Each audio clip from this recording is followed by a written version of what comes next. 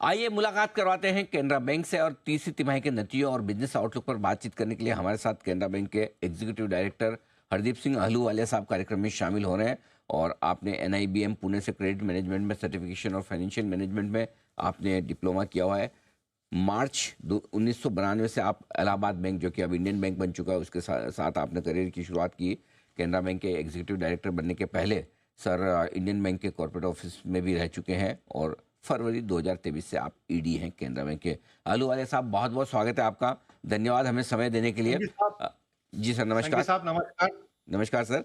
पहले एक बार जल्दी से नतीजे हमारे दर्शकों के सामने रख दूं, फिर मैं आपसे मुलाकात करता हूं। नेट इंटरेस्ट इनकम 3% घटकर आई है केनरा बैंक की। मुनाफा 12% बढ़ा है। प्रोविजनिंग में थोड़ी सी 18-19% की बढ़त दिखी है साल दर साल। और तिमाही दर तिमाही हल्की फुल्की सी बढ़त आती दिखी 2.5% की। एडवांसेस 10% से ज़्यादा बढ़े हैं और डिपॉजिट 8-8.5% से ज़्यादा बढ़ के नजर आए। एसेट क्वालिटी बेहतर हुई है। ग्रॉस और नेट लेवल दोनों पर एसेट क्वालिटी बेहतर होकर आई हुई है और नेट इंटरेस्ट मार्जिन 3% से घटकर 2.71% के आसपास। अहलूवालिया साहब, सबसे पहले बताएं सर, किस तरह की ग्रोथ आपको देखने को मिली इस तिमाही में, एडवांसेस को लेकर और साथ ही डिपॉजिट्स को लेकर? सर एडवांसेस को अगर देखते हैं तो हमारा एडवांसेस 10.45% इंक्रीज हुआ है ग्लोबली। अगर हम देखते हैं हमारा रैम सेक्टर, अगर हम देखते हैं रैम सेक्टर पे 12.5% की ग्रोथ दर्ज की गई है। तो एडवांसेस को लेके हमारे कोई चैलेंजेस नहीं है। हमारा रिटेल जो है, अगर हम गोल्ड लोन को फैक्टर इन करते हैं तो लगभग 35% का इंक्रीज हमारे रैम सेक्टर पे आता है। एग्रीकल्चर सेक्टर पे उतना ग्रोथ नहीं है क्योंकि हम लोगों ने एक कॉन्शियस कॉल लिया था कि जो मेट्रोपॉलिटन ब्रांचेस हैं वहां पे हम लोग गोल्ड को अंडर एग्रीकल्चर कैटेगरी नहीं करेंगे। उनके लिए हम लोग एक सेपरेट प्रोडक्ट लेके आए जिसका काफी अच्छा ट्रैक्शन देखने को मिला।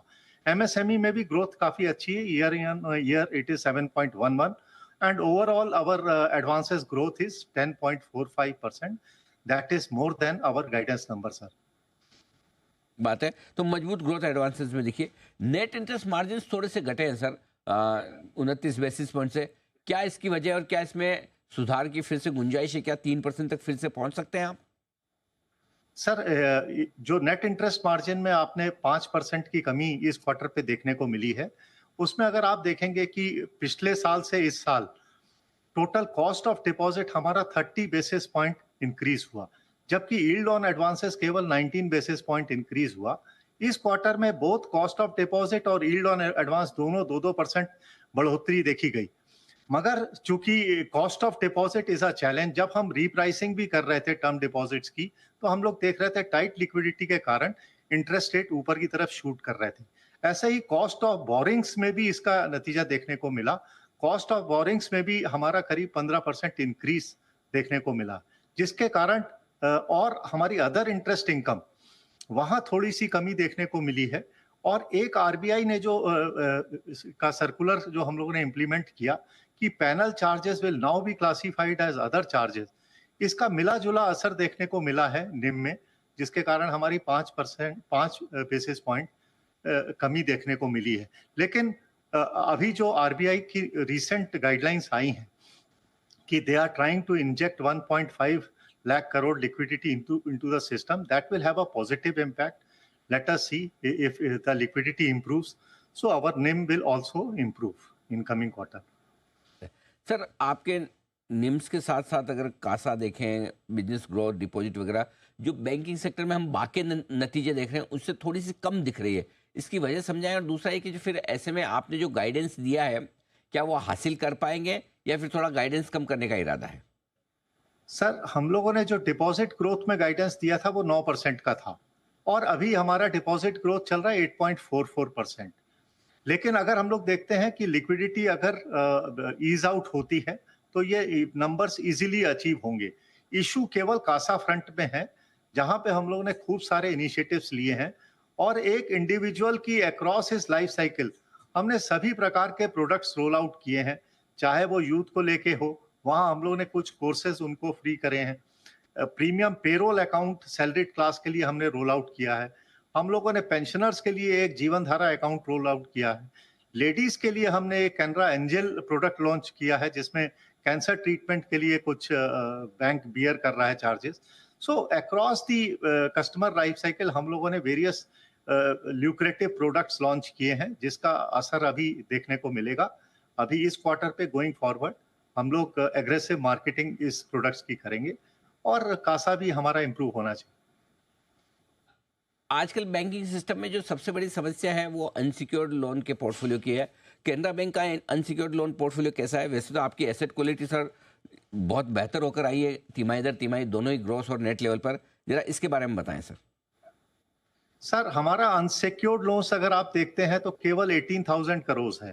That is very minimum. और इस अनसिक्योर्ड लोन्स में भी 18,000 में हमारा 15,000 तो सैलरीड क्लास को हम लोगों ने जो अपना पर्सनल लोन्स दिए हैं, 15,000 ये है। और करीब हमारा 5,000 5,500 करोड़ एजुकेशन लोन पे जाता है जो बिलो 7.5 लाख है।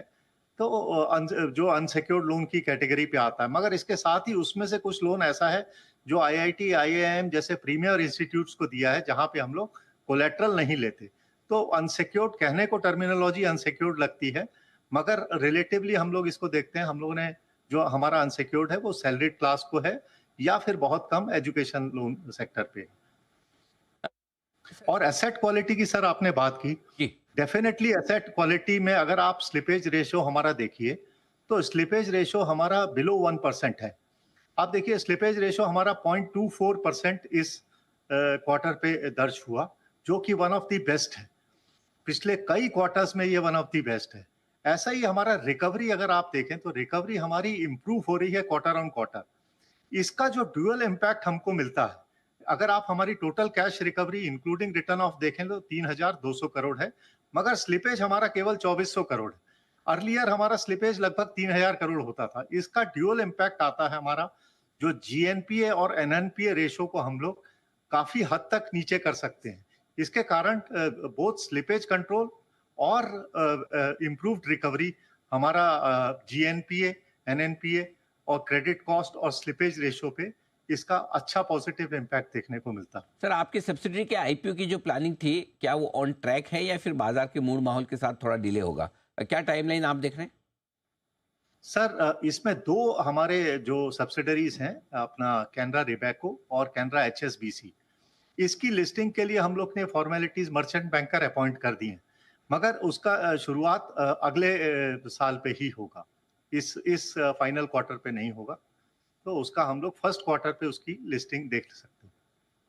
सर एक और चीज जो कल देर शाम आरबीआई की तरफ से ओएमओस की अनाउंसमेंट हुई है, कैसे देखते हैं आप इस सिस्टम में कितना असर लिक्विडिटी के तौर पर पड़ेगा और क्या इससे बॉन्ड डील्स आपको लगता है थोड़े कम होंगे? सर ये एक बड़ा ही पॉजिटिव और वेलकम स्टेप है। RBI is intending to inject 1.56 lakh crore into the system. और लंबे समय से बैंकिंग सेक्टर थोड़ा लिक्विडिटी क्रंच से गुजर रहा था, जिसके कारण जो बल्क डिपॉजिट पे इंटरेस्ट रेट्स वो हायर साइड की तरफ चले गए थे। तो injecting this liquidity in the system will definitely cool off the interest rate. तो एक बहुत ही पॉजिटिव और वेलकम स्टेप है सर। धन्यवाद अहलूवालिया साहब, आपका हमें समय दिया आपने और विस्तार से पूरे अपने नतीजों पर और आगे के गाइडेंस पर आपने हमसे बातचीत की। Thank you so much sir, बहुत बहुत शुक्रिया। थैंक यू अनिल सिंह जी साहब, धन्यवाद। Pleasure talking to you. Thank you sir.